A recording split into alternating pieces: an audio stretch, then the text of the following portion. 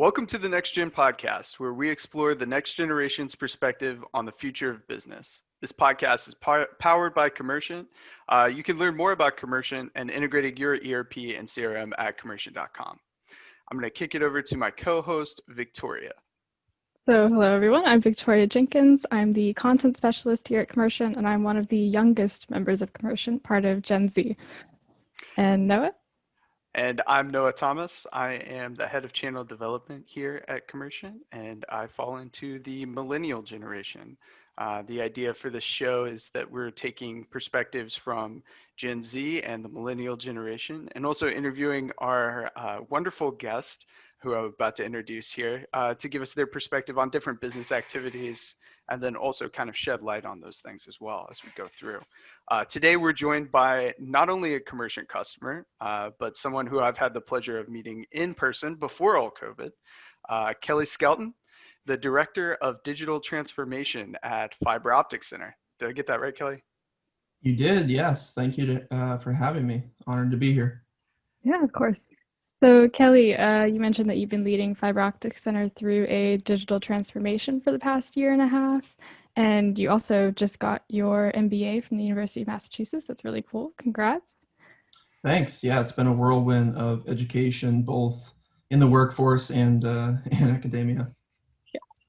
So to start off, you mentioned before we started recording your thoughts on the word automation. Just as a word, it seems a bit daunting, especially to people who are new in this industry, myself included. So any thoughts on that and how it shouldn't be as daunting as it seems? Yeah, I mean, automation was always daunting to me, even being sort of a business major and coming up through marketing roles. So I always thought of automation, I think like a lot of other people do, where, you're taking this process, you're taking this, position, and you're basically, turning it over to robots, and it's not going to exist the way it did any longer. And when I started working with Salesforce and a lot of other software, I kind of realized that that's not exactly how automation plays out. A lot of the time, what you think you can automate is actually quite difficult to automate, and it ends up being more of a tool rather than sort of a takeover. The robots are coming, so usually it doesn't end up displacing the current process or procedure or person. It just sort of assists with being a little bit quicker, reducing time, and then providing people a little bit more information than they had before. So a lot of the times I when I talk about automation with my teams and with third-party partners as well, we go through a process where we try to feel out the automation, and it's not about how do we completely remove all the work that we're doing with people right now. We're much more of the mindset, how do we improve it? Okay, yeah, very interesting. I think based on just my personal knowledge, I feel like AI leans more towards removing all the work that we do, whereas automation is more just improving our workflow. Like, would you agree with that? Where's the line between those two? Because that's something that a lot of people seem to be confused on. Yeah, absolutely. I mean, I think that when you talk about automation can be really, really simple. It just means that you're not necessarily, partaking in the action of moving some data around, or filling in some data. Whereas AI, of course, that is when you get into a system thinking for itself, making decisions for itself, that can get quite complicated, and also can get to the point where you don't need to drive your car anymore. You don't need to lock your doors anymore. It's going to do it for you. That's I would consider that a different level. Absolutely. Okay, very cool. That's a good point too. And just to kind of break down the episode a little bit more, talking about automation, let's dive into a little bit about what tools you use at Fiber Optic Center for automation internally. So what are some tools that you have like day-to-day experience with working with automation? Yeah, so there's quite a few, and certainly some are more prevalent than others. I would say that for sure, our mission when it comes to automation and just data in general is we're really trying to make our Salesforce CRM the single source of truth for most of our departments.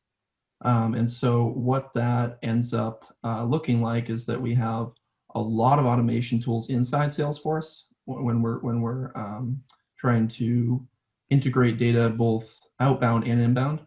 And then there's also tools that we use outside of Salesforce. So fortunately, Salesforce has a lot of great automation tools, flow, process builder, workflow rules, even formula fields, validation rules. And then additionally, some of the third-party apps that we've used have been incredible in terms of automating tasks. Two come to mind right now, but we're using a lot more.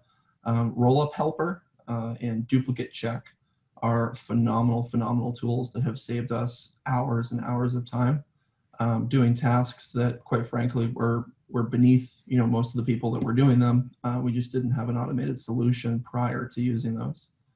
And then outside Salesforce, a lot of that falls into integration because we're constantly moving data back and forth between marketing automation, our CRM, our ERP, our project management system, our website, which we actually have two of. And so we're constantly moving data back and forth. And so we rely very heavily on a tool called Delboomi, a tool called Commercient, you might have heard of it, and then as well as eBridge. So we're using each of those to connect different systems with each other. So those I would fall into the category of automation as well. Yeah, that's a good point. A lot of these integration tools, they have so many different use cases. I get asked all the time from different partners and vendors and even customers sometimes, how do you fit in with Delboomi?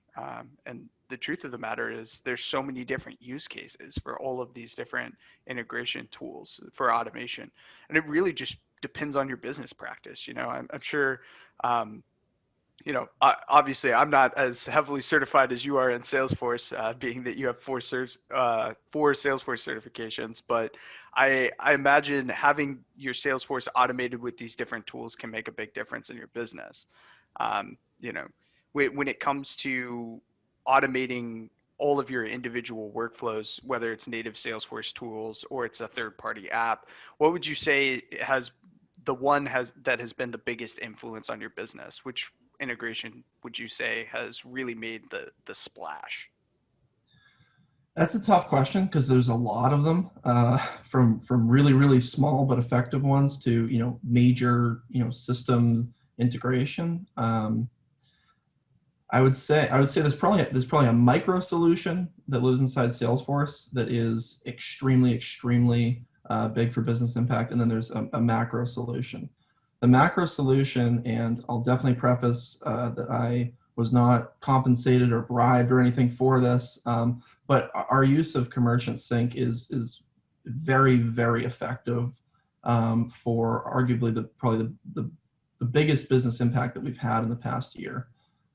Integrating Salesforce with Sage, so our CRM and our ERP, has just given our sales reps, customer service, technical team, executive management, so much more visibility with having to do so much less. So that visibility really was available, between the two systems.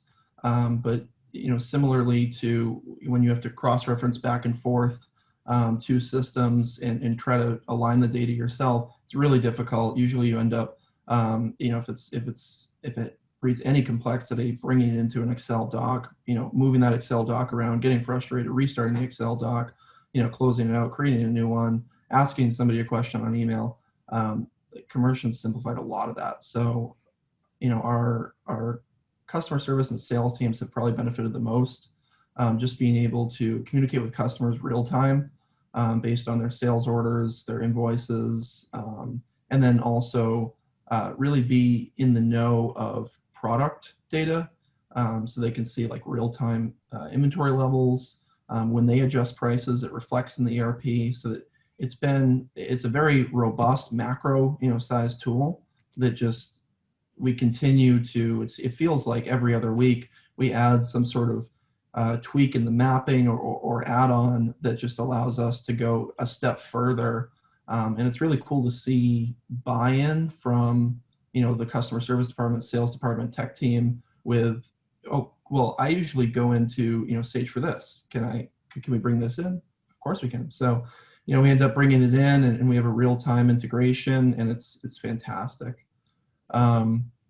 In the micro, in Salesforce, I mentioned one of the third parties that we use is Duplicate Check, and they have been extremely, extremely helpful for the beginning of our Salesforce migration, because we were bringing information from a number of different CRMs and different data points. So we were, bringing in, and we were aware of the potential for a lot of duplicate records. But the duplicate records, could have been attacked prior to the migration, but it really wouldn't have been effective because a lot of them had various data points. So rather than just say, these are the same, scrap one, we actually wanted to merge them.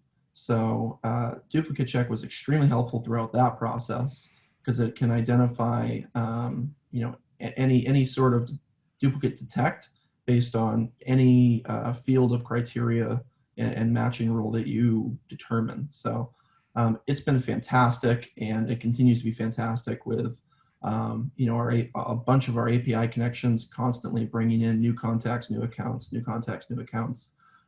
Just keeping a good handle on that and constantly running Duplicate Check to make sure that we never have the same data or assisting data in two different places. Yeah, and do you find that Duplicate Check, not a sponsor, fully endorse you mentioning any App Exchange app that you want to, or any other app as that may come up. But I know that the merge, especially in Lightning, with Salesforce Lightning, merging accounts and dedupling accounts can get even more complicated. In Classic, they had the merge account function, and Mhm. it's simple. You can do it, but you can only do 5 at a time. So if you have 7 Walmarts that have come over all of a sudden, and you have to move them into one account named Walmart and then give them a parent-child relationship, it's very difficult to do. So with Duplicate Check, do you find that ends up being a better automation for you? Like, is there an automation that you have triggered with Duplicate Check? Yeah, so we installed a number of their sort of out-of-the-box triggers. And so what we're able to do is we're able to obviously detect duplicates. And then in terms of resolving them, we have sort of our choice of going through the standard Salesforce merge process, bringing that up directly in Duplicate Check, or selecting a few records based on the 5 or 7 fields that we can see, and quick merging them. And so then you can set quick merge rules, which basically whichever field on each record that you're merging was updated the most recent, it'll populate that value for the new record. So that's been extremely, extremely helpful. And like you said, there's no limit in terms of how many duplicates it'll find. And then I think that the merge limit is 3 in the normal pane, but then there's obviously customizations that you can do where you can merge more. But yeah, it's the best interface for duplicate resolution that I've seen. We were using for some time Salesforce duplicate rules, and they were fine. It's just with the amount of migration that we were having, it would have taken us a lot longer. Yeah, that makes sense. And of course, the key to automation is let's cut down the amount of time I'm spending doing X, right? And I found, like you said, that the kind of picture that you're painting, specifically with the integration, is people come to you and say, "Oh, I see blank. What about whatever other data point might come next?" And I loved how you said at the beginning, there's a difference between automation and then also optimization, right? So is this something that we need to automate with technology, or is this a process improvement where I need to go in and kind of do like a agile cycle and figure out, okay, how can I make my business more efficient when we process leads? Is this something that we need to do on the education side? Is this something that we need to change in the marketing side? Do we need to ask for an additional piece of information? So I guess the question I have for you is, where do you draw the line between automation, knowing when to automate something, versus process improvement? Where do I need to optimize something that my business is doing? Yeah, that question comes up daily, sometimes hourly. um, so it's a difficult question. Usually it's multi-layered. Sometimes it's not a matter of improving the procedure, or adding automation. Sometimes it's both. And sometimes it's neither. But there's certain questions that I definitely ask myself, and I found myself asking myself over and over and over again the same, 3 or 4 questions. I actually wrote them down and posted them to my bulletin board. So anytime that someone is um, you know proposing that automation might be something worth looking into with regard to a particular process, it usually gets brought up by one of our department managers. I immediately go back to the 4 questions I asked myself. So I have them, they're up on my bulletin board right now. I'm staring at them. But the first thing I do is I determine what pieces of procedure are automatable, because a lot of times it sounds great. You want to automate this process. It's a big pain in the neck. But once you actually dive into the process, you realize that there's pieces, there's steps that there's no way that you're going to be able to automate, or that it makes sense to automate. I think that you probably could automate everything, but it's really usually not the best, um, you know, the best use of time or resources. So that's my first step. Then I go into, how much time would be saved by automating each piece. And usually you try to tackle the biggest one first, unless it's something that you can't accomplish before you get further down the road. The next part is, with anything customer facing, it's always, will it impact the customer experience? Will it impact them positively? Will it impact them negatively? Will there be no effect? If it's positive, that usually increases its importance. If it's negative, obviously you don't want to proceed unless you have a really, really good reason. And then the last question that I always ask myself, and it's always in the back of my head, is, are there costs involved in doing this automation, more so than just the time that I'm going to spend on the project? Do we need a third-party provider? Do we need our developer team on this? Because obviously that's pulling them away from other projects that they're working on. And if so, how long does it take to justify those additional costs? Because if we spend $10,000 tomorrow, but we generate 100 million, obviously that's worth it. But if it's gonna, if we're gonna invest $10,000 and we're gonna get that $10,000 back in 25 years, it might not be worth it. And then obviously the last question is, do we have available funds? And that's usually when I have to bring in the executive team. But at that point, there's usually a pretty strong recommendation in terms of what we're going to do. Oh, yeah, I really like those. Those are very well thought out questions. Very good. So we can automate so many different things. And I mean, your companies seem to automate a large portion of what you guys do. Have there been any automations that you've had to go back on that just haven't worked out, or any use cases where it's just not the right thing for your business? We haven't necessarily we haven't necessarily attempted to proceed with an automation that just flat out didn't work. But a lot of the time we go down the route thinking, okay, this is how we're going to automate something. It will be a simple automation, or we'll use this tool, and then it ends up, not working. Last night I'm working at 7 o'clock at night trying to finish something up, and I'm just trying to will my way through a formula field, and I finally had to tap one of my Salesforce mentors and say, this is what I'm trying to do. Is this even doable? And the answer was kind of like, almost, but no, you can't. And I was very frustrated, but then you have to walk back, and it's still something that we're going to automate. We're just going to automate it through before save flow. So just different tool. But obviously the once we decide we want to move forward with automation, there's a pretty compelling reason why. So we usually don't back out of automations. We usually just try to find a way to do it either for better employee experience, customer experience, or just to save some time. Cool. Sounds good. So then with all of these automations that you have done, is there any specific, like super exciting one that you've built yourself in the marketing realm? Yeah, so that's a good question because I was a marketer. I still consider myself a marketer, even though I'm not actively practicing marketing. But I do work with our marketing team a lot, and that's been a really good experience because we didn't have marketing automation when I started. So we had sort of a lot of smaller tools that we were using for social and email and whatnot, but we didn't have really a marketing automation platform. Since we've implemented and adopted one, and I think a lot of the automation that we've set up is pretty standard. Things that you need to set up when you get a new marketing automation tool.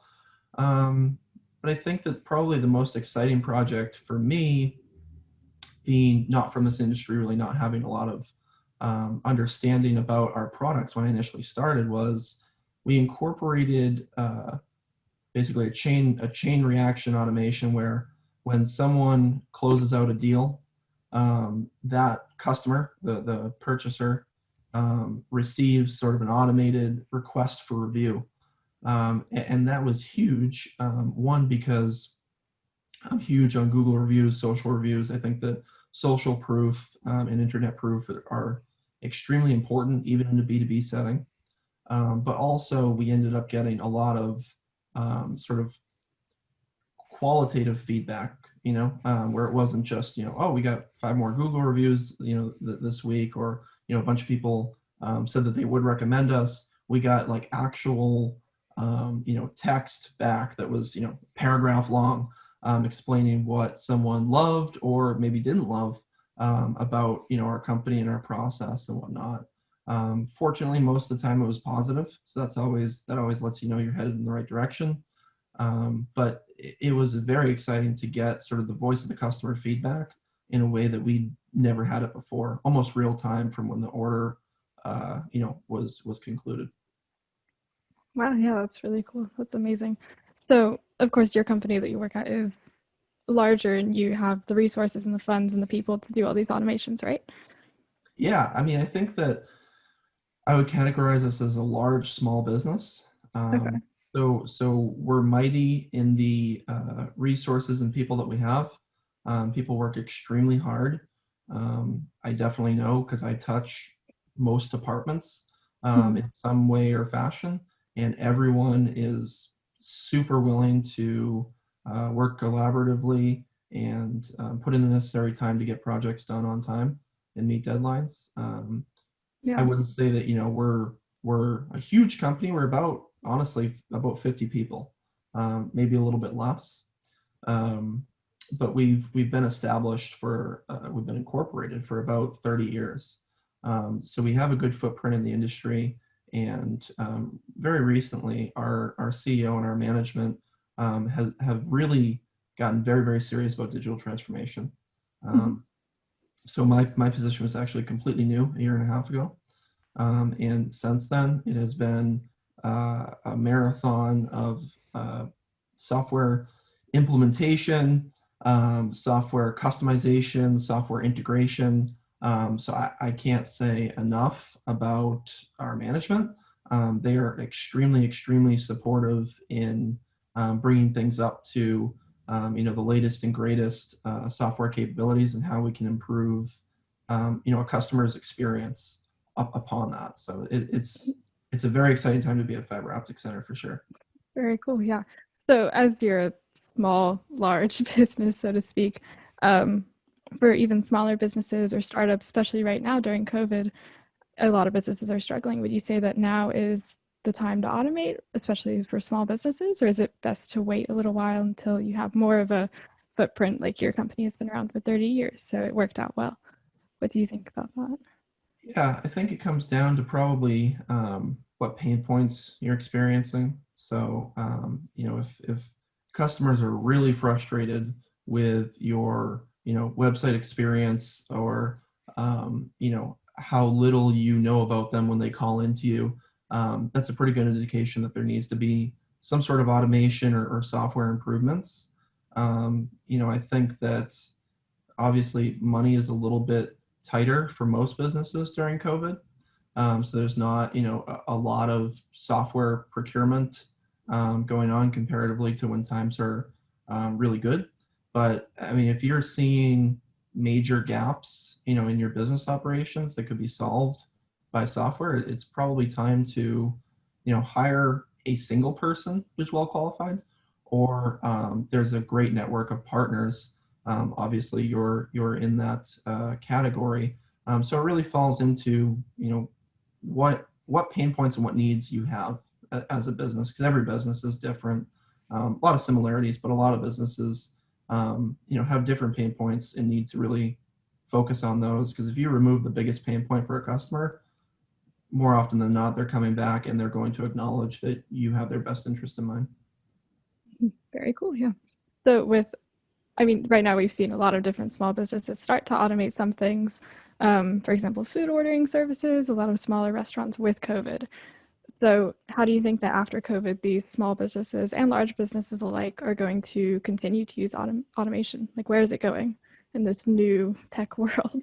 Yeah, no, I think it's great that we have that we've built a lot of the platforms that support decent digital transformations in very small amounts of time, like DoorDash or Uber Yeah. or Lyft. I think that these are great, and for the most part, I think that people will just realize that they can do a lot more from their home than they ever thought, and I think that businesses will realize that their employees can do a lot more from their home than they thought. So I think that it's really I think that COVID has accelerated what was sort of inevitable, which is, work from home is, the new norm, or at least a hybrid is the new norm for most positions, especially in business and tech. So I think it's going to have a positive impact once we get through it.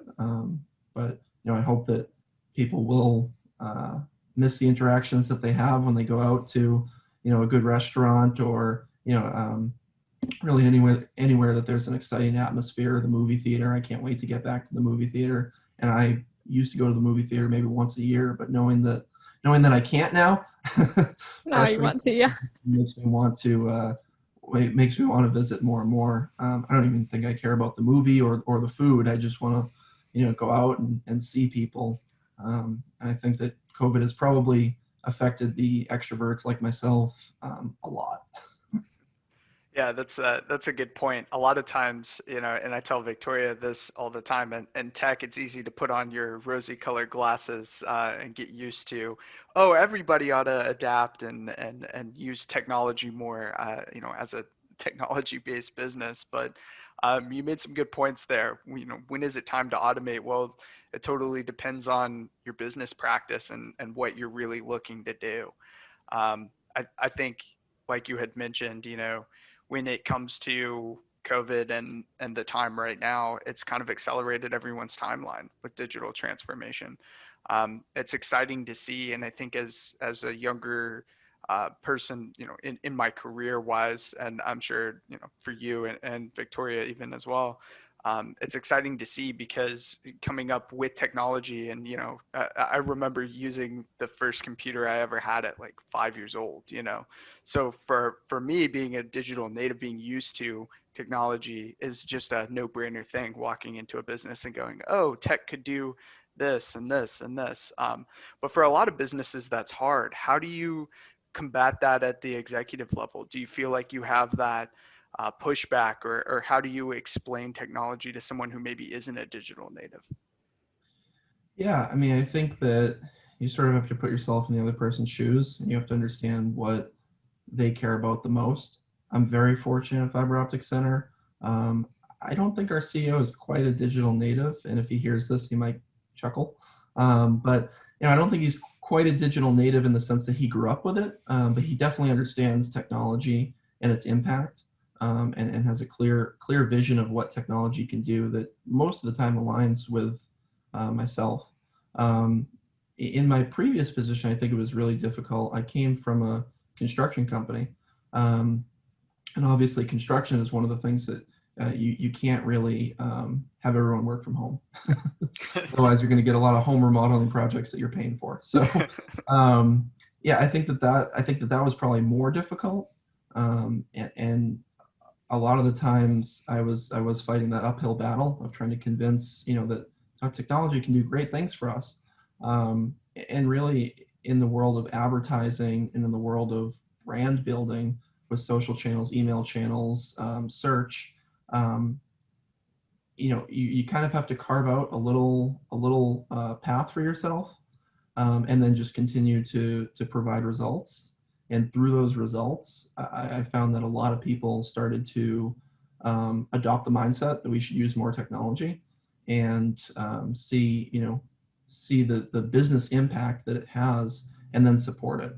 And then the road gets a lot easier, and the path gets a lot easier. So that was my experience with sort of a company that had been around for a long time, but really, I mean, their work was never going to transition to work from home, and they slowly started to adopt technology that would allow them to be a bit better in the field, a bit more organized on the road. So, yeah, that was my main experience with an uphill battle. Yeah, that's a good point. Revenue is always king, right? If you can show results, then technology adoption is really simple. Here, let me just test this and show you. Let me give you just a taste of what this could do. It's a Yeah. really good point. Start low. Start with a really low budget, and provide, go for the low hanging fruit, and fix a problem that has been there for ages and that no one wants to touch, and you gain a lot of respect. So Yeah, yeah, it's good points there. That's definitely, I think that's the uphill battle for most small businesses today is, where do I start? Where can I kind of kick down the door and go in?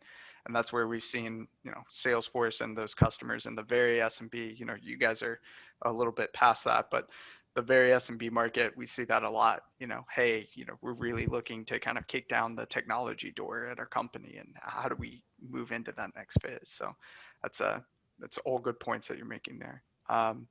And Kelly, I want to thank you one more time for coming on today. I really appreciate the conversation and the insights that you've shared with us on automation.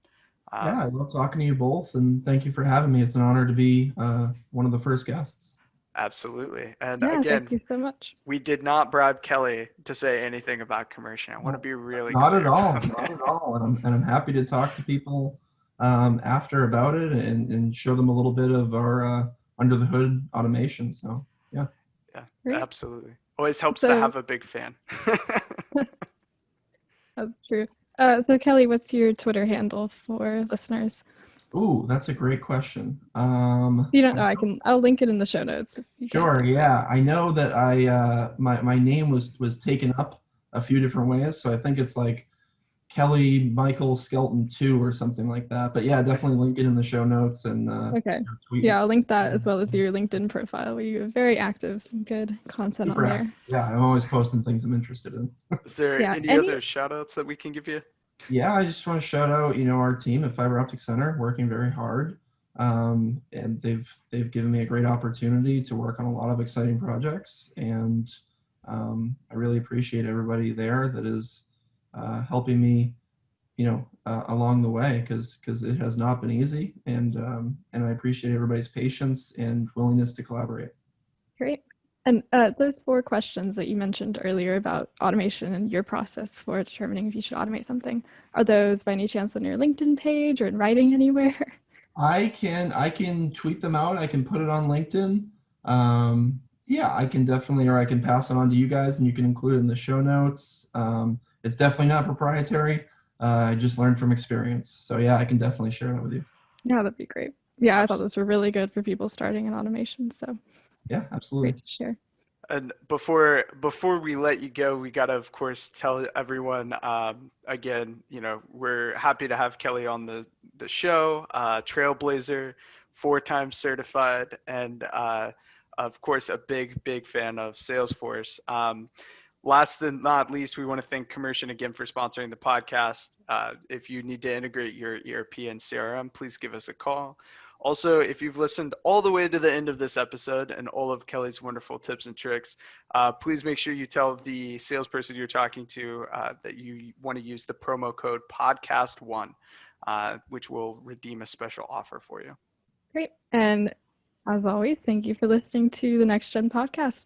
Don't forget to subscribe on Apple, Google, wherever you're listening to this so that you never miss an episode. And you can always find more of the NextGen podcast and all of our different posts on social media, on the Commercient channels. All of them are at Commercient. Links to those in the show notes.